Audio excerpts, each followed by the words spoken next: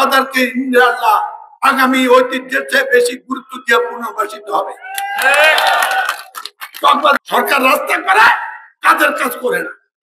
এই কাজ কোনটা করবে এটা দেখানোর দায়িত্ব হলো যারা জনগণের ভোট নেয়, তারা জনগণের ব্যথা অনুযায়ী ওষুধ দেওয়া। এই ওষুধের নাম মনোরোগ চর্চা।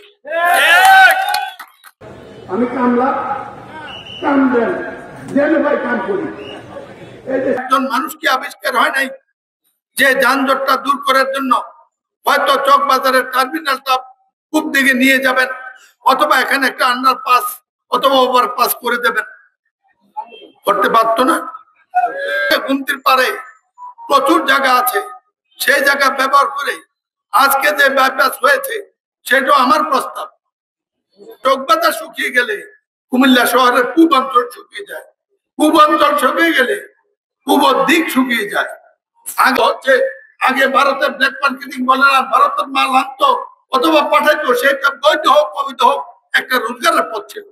এখন এই লোকগুলা করবে কি? তাদেরকে তো কিছু রোজগারের পথ দেখাইতে হবে। সবাই তো মনোরোগ চর্চা হবে না, সবাই সরকারি চাকরি পাবে না, সবাই বিশ্ববিদ্যালয়ে শিক্ষা নিতে পারবে না। তাদের একটা রিজিকের ব্যবস্থা, রিজিকের মালিক আল্লাহ। যদি আপনি মানুষে একটা পরিকল্পনা না করেন তাইলে এই নেতৃত্ব অর্থহীন।